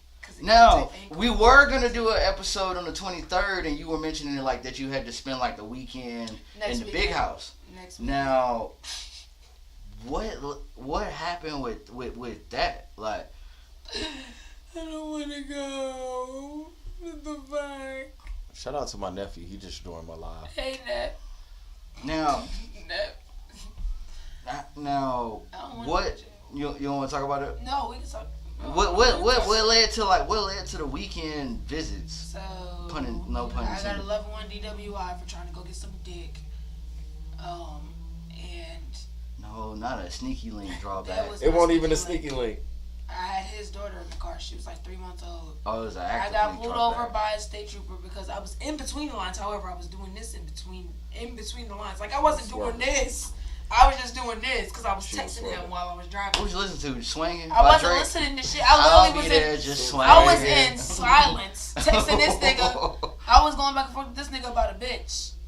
Like I was literally just doing this. So you were going back and forth I got about a pulled over. bitch I got- on the way to some dick, To some dick. provided by the one you were going back and forth about Yeah. about a bitch. Yep. So So I get off- I'll get With- details Shut- after we she don't finishes. not even the details. detail. Hold on, let me make a quick assessment. My if tequila that's the case, assessment. Black, then I can start giving details. That's cool. About That's- everything. I mean, you can, but let me. All right. So boom. Now, was it the negativity or was it the situation that was driving you towards like I'm finna pull up on this nigga and we just finna hate fuck real quick? Nah, I was Goddamn. listen. When we were at Glenwood Social and he works that club. Well, he worked that club. He works at the new Glenwood Social, which is social Glenwood club. Social. Yeah, it was on Glenwood. What it used to be. That's how long I've been in Raleigh. I gotta I ask don't what know, it used to be. but it's Glenwood Social. It was It right ain't used next to be like no R or no type of shit. It was right next to fucking not Haymaker. It was where they Sorry. started doing R&B Wednesdays after the link. It's right next to something back. The L House. No, shut the hell up. It's next to them something back. I get talked to. It's How far something- is it from the goddamn? That's not. What is that shit called where they just let? Well, it don't even fucking matter. I'm about to lose what I was trying to say. All right. What was I saying? Anyway. Somebody remind me what the last thing I said before we got into that. So you was on the way to him and. Oh no, argued we about weren't on the way to him. I wasn't on the way. Whatever. Fuck it. I was working the club. Shut the hell up. He was in the club. He was working the club, and I knew he was gonna be working the club that night. We were not fucking with each other at all. Like, we weren't fucking with each other. I had just had the baby 3 months before that, and I had just got past my 6 weeks and not having sex. So, I decided to pop out to the club. I left her with a babysitter, and the babysitter told me that I had to come get her. He said, just leave her with your mom and then come over. But if you can't leave her with your mom, I don't think it's a good idea for you to come over. And I was just like, nigga, I got it. I drive drunk all the fucking time. But then we got into an argument.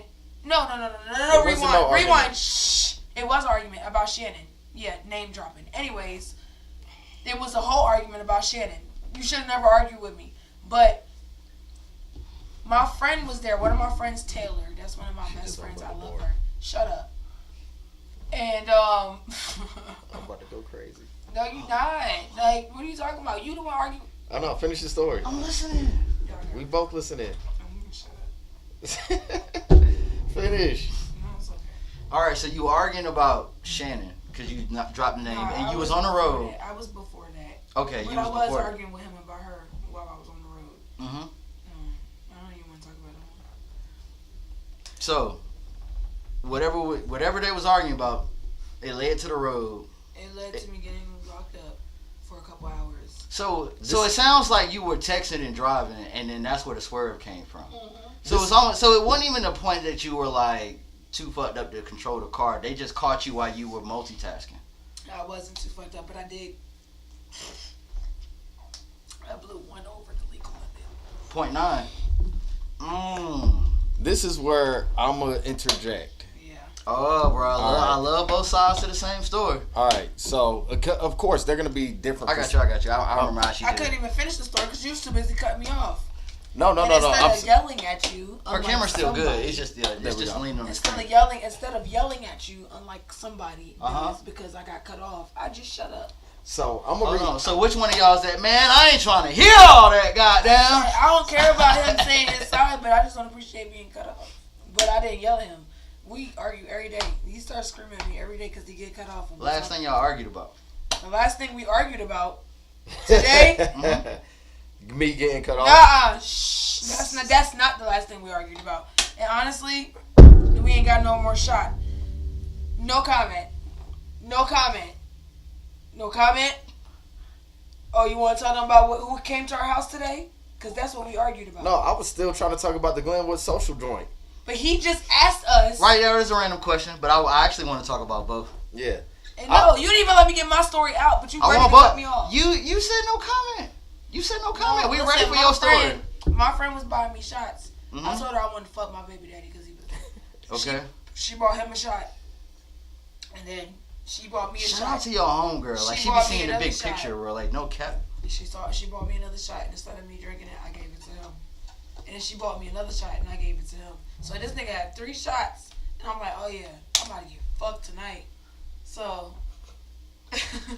Nah, shout out to all the women folk that with that mind, cause we don't say we try not to say females over here, cause Twitter be so rough. Mm-hmm. So goddamn, shout out to all the women folk with that mind state, like eat 3 shots in, I'm getting right. Fuck the bullshit. He told me I could finally come the fuck over, and I was on the way to him, and we was arguing about that girl, and I'm just like, oh well, why don't you ask her to come? That's not what I said. That's not what I said. I can go back to the messages. What the fuck did I say though? We were arguing about the girl, and he was basically trying to reassure me that nothing was going on with the girl. Basically, more of the story. But I definitely didn't say get her to come over, because I definitely didn't say that.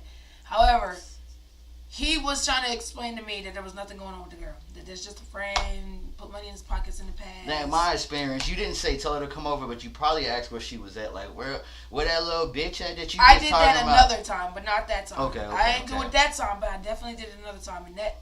We're not gonna talk about. Can we not talk about the situation tonight? Can we agree not to talk about that situation? No, you brought it up. I'm not talking about the club. I'm talking about the car. Let's stay on the club. Yeah, I'm still on the club shit. Okay, I'm just saying. I'm just letting you know. Because I'm not in between y'all. Because all I'm gonna do is scoot back and be like, oh my god, they're going crazy. So yeah, I knew I was about to get some dick, but we arguing about old girl.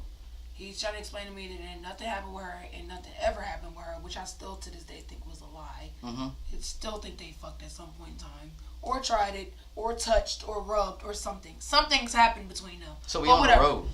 I'm on the road. Thank you for redirecting me because I was about to go crazy. I know. I see it. So we're on the road. I'm on the road with the baby because I had to go pick her up from the babysitter, and he's like, that's at the time he's like, if you can't leave it with your mom, then don't. What time was this so I can figure out how to judge this babysitter? The club closed at 2 a.m.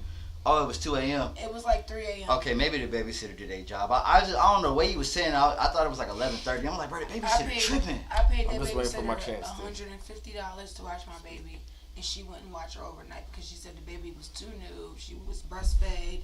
She was crying for her mom, so I had to come get her. I wasn't gonna get her that night. I was gonna ask her if she could keep her all night, but she didn't want to keep her. So yeah, me and the baby on the way. I get off on exit 4 fucking B, and realize the charger lights following me. I mean, I realized them earlier on, but I didn't know that they were following me, and I didn't realize that they were charger lights. But I saw, like, you know how you got, like, the high beams, and then you got, like, the regular lights, and then you got the lights off, but the outline lights on?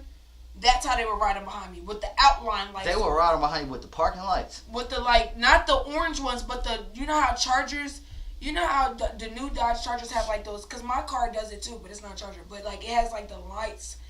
outside of, like, you got the regular light, the high beam, and then the lights line with the outline, the white lights that outline the lights. You got to show me that. That's I all. I'll show you.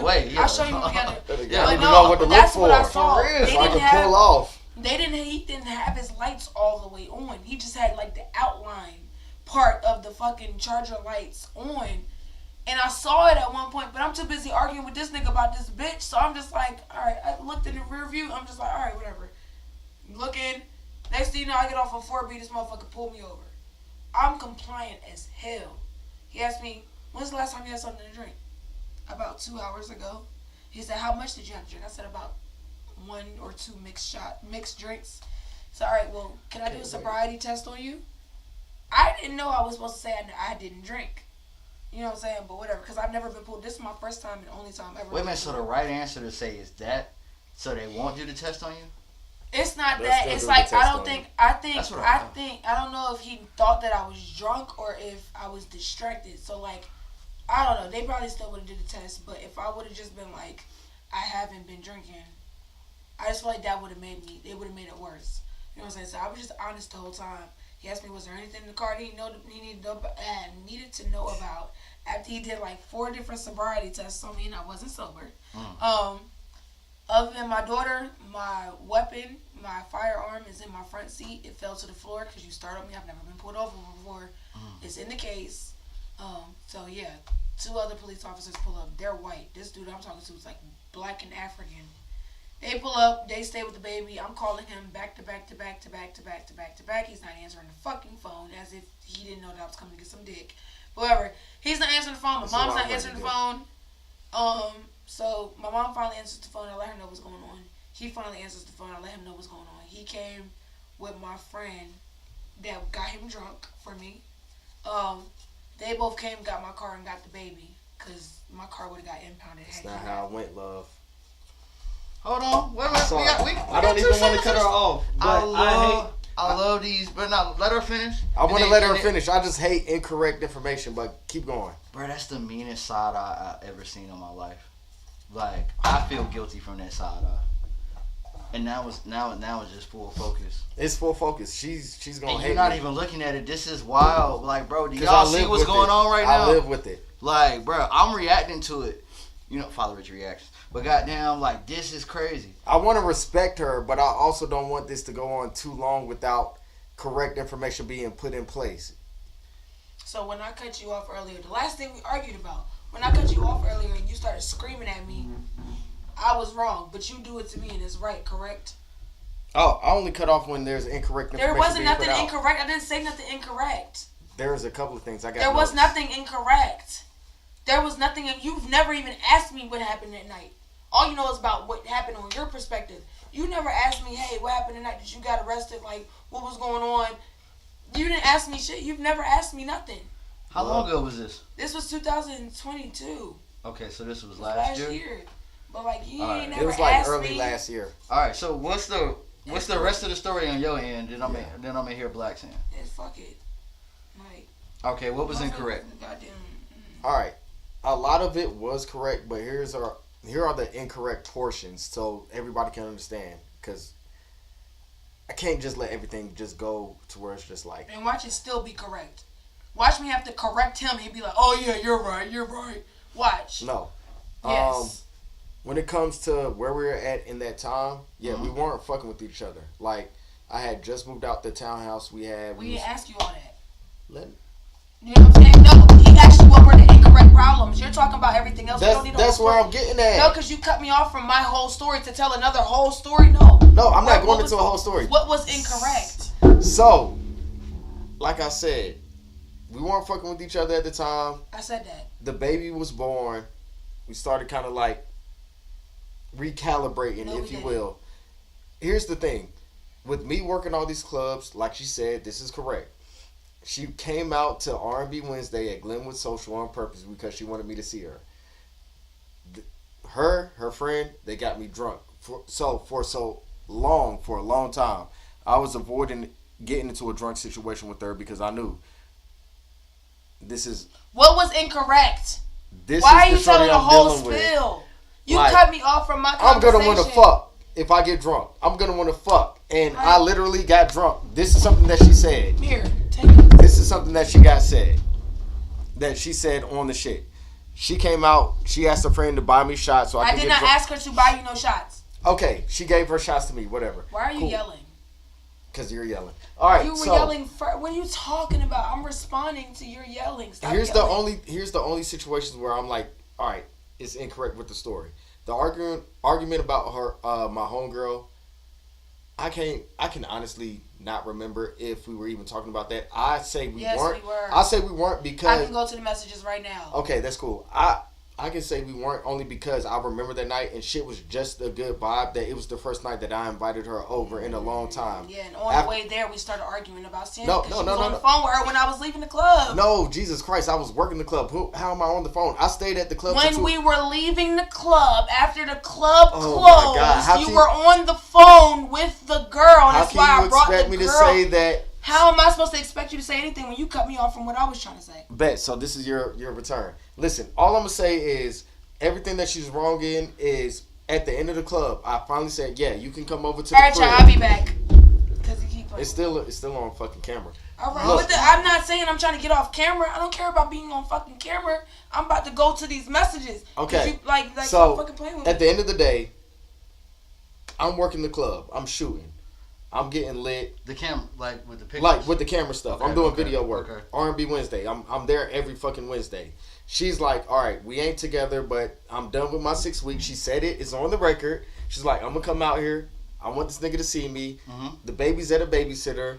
I'm going to share my shots. I want to get him drunk because I can get some dick. And, of course, she wants some dick from her baby daddy, right? That's the whole situation. Wait a minute. Before we start. Don't say it like that. Well, before we start, anything about that is incorrect?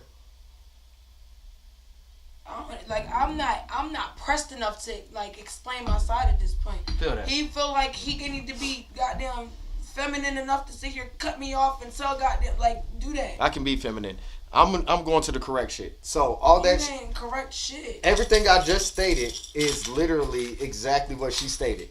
I'm only speaking on what happened when the club closed, because I stayed there till the club closed. I was waiting for my pay. But you see how like this is why we get in arguments, because he does disrespectful shit like this. Like we was just good. I was just flirting. No, because I was happy. I was great. But you just and then you started yelling, and then I asked you why you're yelling, and you yelled first, and I literally wasn't yelling at all. This is why I take disrespect, because I'm retarded. retarded. What are you talking that about? means he fucking a retarded nigga. Because I told ladies, like That's not what I said. At the end of the day, I'm staying to the club. You didn't have to be here. This was my interview. I'm staying at the club till the shit's closed. And she's like, yo, I'm going to come through, all that shit. She done, brought me some shots or whatever and shit. And I'm drunk. And I literally tell her, this is where I'm interjecting. Because it all started from the ankle monitor shit and the DUI. I literally tell her. Why are you yelling at him? She tells me that the baby's at a babysitter. Mm-hmm. And I'm like, yo, out of all the times I tried to stay away, I'm like, yo, you can come over. But if you have to get the baby, if the baby can't stay with your mom, don't come over. So I'm at the club waiting. She did say that. Yeah. So that's what I'm saying. She said exactly. That. So it wasn't incorrect. And that's something I told her. So I'm at the club waiting. This is where I'm interjecting. She's saying we were arguing about Shannon. No, if I'm getting ready to get some pussy, I'm not arguing about. Yes, we were. Oh my God! Please. Do you want to feel stupid? You want to feel dumb? Oh my God! You feel like feeling dumb? You feel like feeling dumb real quick? Pull out the messages. Okay. So she's bringing up Shannon, one of my homegirls, literally platonic relationship. I shoot models all the time. So this is a model that I have never fucked, never stuck my dick in, none of that shit. But because me and her weren't together, and that's someone who she's seen a video of me posted with at some car meet or some shit. She just starts talking cash shit. I wasn't talking. Harassing me about the girl and shit like that. But I'm like, yo. Harassing you about nothing. At the end of the day. But why are you defending this bitch so bad to the point that you ruined the whole interview for this? At the end of the day. You're correct in private and defend in public, right? At the end of the day. This shit was a whole year ago, and you brought it up. You just ruined my whole interview for this dumbass shit, bro. So first, let's correct this. You just ruined my whole interview for this dumbass shit. Or did yes, he posted me and tagged me and said I'm having Connceited at the shit tonight, and then he posted the recap from the fucking interview from the other day. Did you want both of us or just her? What are you talking about? I can go to the post. He posted me and tagged me. He didn't post a picture of you and ask you for a picture to post to promote that you were going to be interviewing tonight. If I don't need an interview, I can walk out. But let's settle this now. Do you want both of us or just her? You really just took it. I'm looking for this moment right now. So why are we arguing? We're beyond this with the both of y'all. Because not only did I get cut off and I didn't goddamn cluck back, I just said, why did I get cut off? But he's talking about shit. He said I said something incorrect, then repeating the shit that I said, and then saying that we weren't arguing about the girl. But my mom even recalls that we were arguing about the girl, because when my mom talks about that night, when we randomly talk about that night, my mom was like, I thought y'all was arguing about the girl, because I remember when you was texting me while you were texting him that you were on the way to his house and y'all was arguing about that girl. We can settle it now. Show the text message. And while you're pulling that up, I'm going to go to the other part that I was trying to get to. Please just be quiet. So, ultimately, she asked to come over. Absolutely no respect. I say. And this is why CPS was at our house today. I say. And this is why I punched you in the fucking face. I say, yeah, because you feel like a big man. You feel like I say. If I'm telling you that we don't need to, if I say that we don't, how you don't want me to text niggas when you ask me not to text niggas, but when I say that this is too much for an interview, you can't even respect the fact that I say it's too much for an interview. Correct in private, defend in public. You stand by that, but you're not standing by it right now. And instead you want to be defensive and keep on trying to prove a point to somebody that you barely fucking know when you know you have to go home with me? If we're correcting in private, Like, then pull up the it's first the interview fact- where you talked about me fucking your friend. Yeah, That's you on the did, but internet. that was something wrong that you did. We weren't together.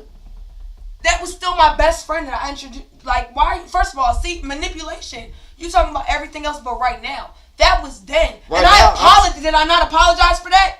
In front of multiple people? So right now, I'm did trying I or to did talk I not? about the situation Did I or did I where not? you Did wanted to get me Lamont drunk to Earl come Daniels, over to my house did to I get not? me drunk to fuck you. Did I That's what not we're talking about. apologize for the last interview? Did I not? Did I not apologize for the last interview? So why bring it up right now? Because That you're has talking nothing your to do. shit. I'm not talking no shit. I'm talking actual factual relationship shit. Defend in fucking public, correct in private. You stand by. That's what I just said.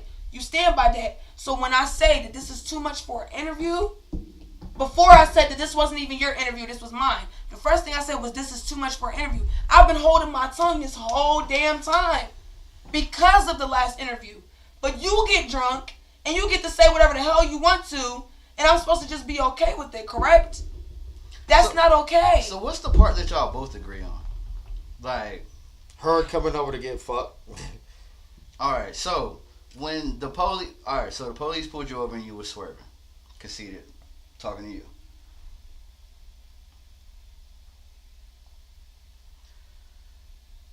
You mentioned that you called him a couple times and he didn't pick up, but you had called moms. What happened after that? I got locked up. I went to jail. He said he would come get me out of jail. Never did. He went to sleep. So I had to get an Uber home. And then him and that same girl that we was arguing about that night pulled up with my car and my baby the next day. I tried to introduce myself to her. She had a fucking attitude with me because she swore up and down she knew me from what he told her. And they left and we wasn't fucking with each other no more after that. Period.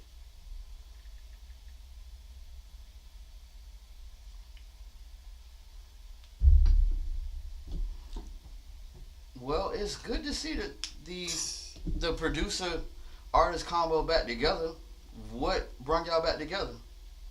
So Because this is, I ain't gonna hold you, this is probably the most heated Shot Topics it's been, but we can't ignore the fact that y'all are sitting here side by side on Shot Topics. So I definitely understand that y'all probably argue and get heated like this. This is why I let it go as far as it did. But so what brought y'all back together? What got y'all in this same light? So I'm gonna speak my truth and can't nobody speak it for me.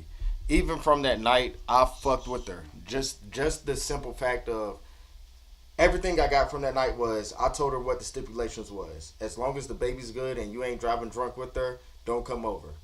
That whole situation, she had to get the baby. The babysitter said whatever. It's really the babysitter's fault. But cool, that's not on me.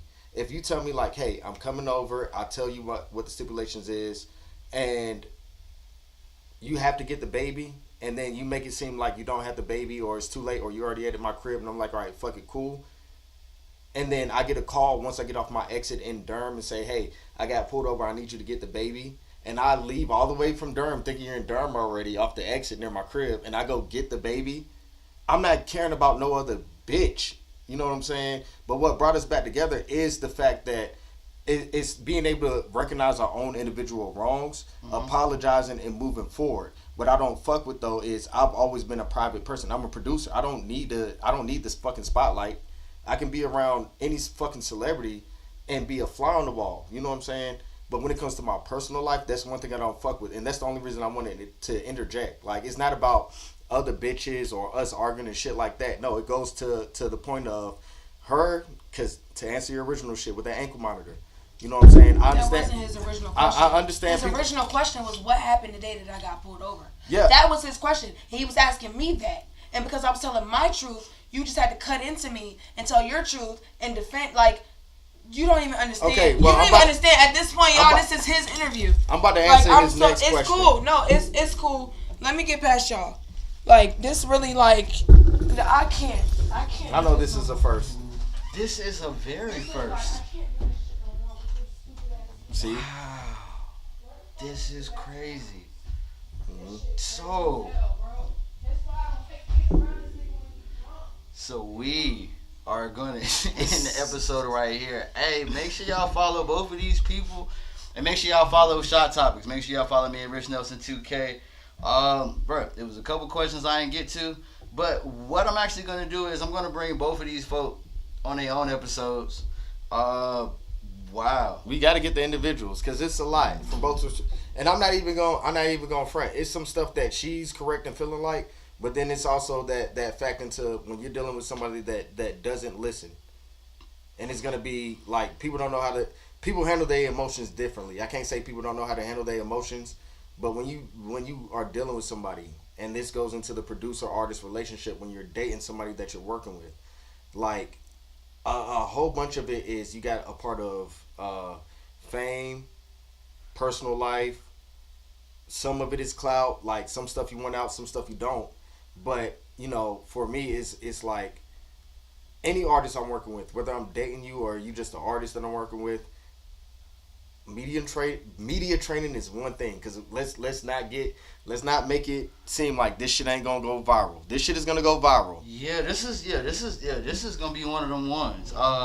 And yeah, that's why I'm finna end it before I speculate, because at the end of the day, y'all definitely showed up at the same. So it's just like ain't no point in anybody that's watching this getting in anybody's business. Mm-hmm. But you already know they are. Yeah. But when we talk about legal shit, I'm real big on like, yo, it's a certain way like. But we're gonna take our flowers from this episode. That was probably one of the best first rounds. Second round was probably the most truest shot topics. So yeah, I'm gonna go ahead and end the stream, and we're both gonna check on Connceited and make sure she's okay. Mm-hmm. But make sure you follow everybody where we told you to follow y'all at. I'm still processing the ending of this. Hey, follow everybody everywhere. We'll be back next week with That's Law. Matter of fact, I'm gonna invite the both of y'all to That's Law next week because it sounds like some That's Law shit need to be dealt with. We'll talk about that. But hey, it's been another episode of Shot Topics. First argument in Shot Topics, the first candidness in Shot Topics, the first walk off in Shot Topics, and I'm finna go assess that. But follow us. Wow. What he said. We out.